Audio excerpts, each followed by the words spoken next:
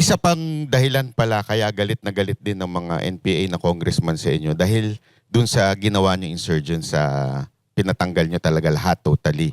Pag kayo po ba naging pangulo, isa ho ba yan sa plano ninyo, priority ninyo na mawala na talaga sa Pilipinas yung ganyan? Oo, kailangan na natin tapusin. In fact, malapit na yun matapos noong bumaba si dating Pangulong Duterte. Ang kailangan na lang gawin nung sumunod ay ituloy niya yung mga plano kontra insurgency. Kailangan natin tapusin na yan para yung ating Armed Forces of the Philippines, matutukan nila yung iba pang mga prioridad ng ating bansa.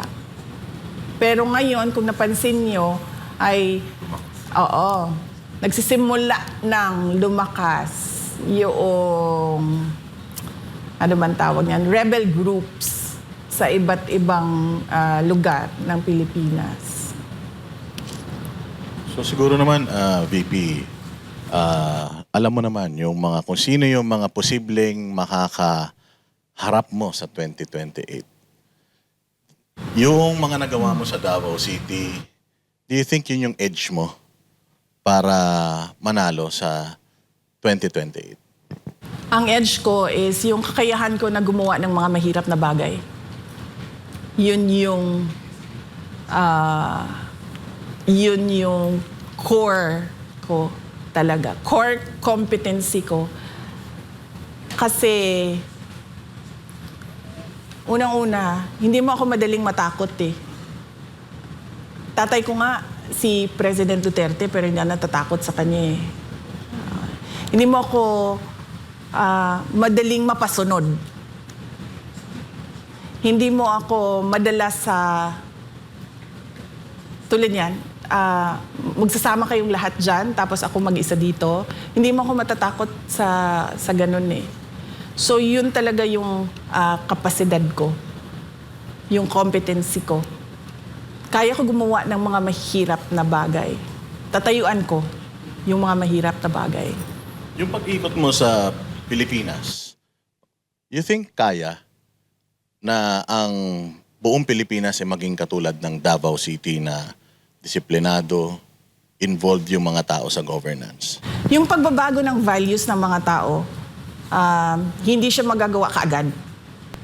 Kasi may problema din tayong mga Pilipino sa pag-uugali natin eh. Somehow, through the years, nawala yung values formation sa pagkabata hanggang sa sila ay nagiging adult. So hindi magagawa yon ng isang taon lang. Kailangan natin simulan ulit, turuan ng mga bata na magandang asal. Noong nakaraang taon, nagtanong-tanong na rin ako sa mga experts, kumbaga sa iba't ibang sektor, sa iba't ibang industriya. Tinatanong ko sila, sitwasyon natin ngayon, nakikita niyo naman, sitwasyon natin ng bayan ngayon. Sabi ko, kaya ba natin baliktarin? Sabi nila, kaya yan, basta lang matapang yung mag-implement. At pangalawa, yung tightening of the belt ba, magtitipid talaga sa gastos. So yun yung naibigay na, kumbaga, quick assessment sa akin. So kaya, banat bay. Pwede niyo pong hindi sagutin na kung ano. Pwedeng ikat naman. Ngayon, issue yung korupsyon. Alam naman natin yan, kaliwat kanan ng korupsyon. Ano ang magiging solusyon ninyo kung sakaling kayo maging pangulo sa issue ng korupsyon? Unang-una, ano talaga yan eh, yung kamay na bakal sa mga nasa ilalim. Hindi mo palalampasin. Kumbaga, pag merong ginawa, alis ka agad, palitan ka agad. Hindi na yung pag-uusapan pa, itatago pa. Hindi ganun. Diretso, one shot lang. Ikaw may ginawa na pangungurakot, malis ka na dyan. Ganon. Hindi siya dapat patawarin, hindi siya dapat pinapabayaan, at hindi siya dapat na hindi pinapansin. Na kumbaga parang wala lang. Dapat pag merong nangyari, alis, palitan nyo yan. Punta na tayo dun sa mga reactions ng mga nasa social media. O lalong-lalo na nung mga ayaw kay VP at nabulabog doon sa inyong pagde-declare. Sabi nila kulang daw yung paghingi mo ng apology. Dapat daw mag-apologize ka doon sa mga remarks mo against the president and yung iba pang mga sinasabi nila na nagawa mo. Bakit ako mag-apologize sa remarks ko sa Pangulo? Hindi nga sila nag-apologize sa ginawa nila sa akin. Documented ang mga threats sa akin. Hindi namin yan nilalabas kasi nga meron pang impeachment na mangyayari at yun ay subject nila sa impeachment nila. Ang masasabi ko lang dyan, hindi nga krimen, nagiging impeachable offense. So hindi ako magsasorry sa kanila. Sila muna magsorry sa akin dahil documented yung threats namin.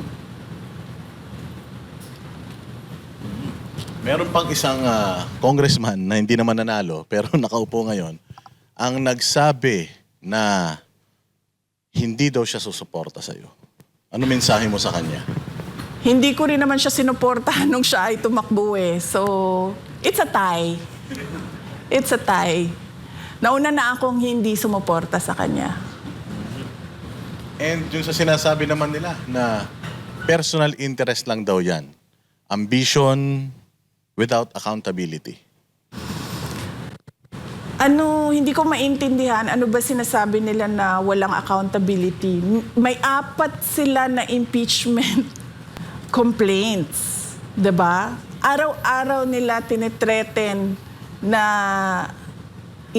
iimbestigahan, magta-trial, i-impeach.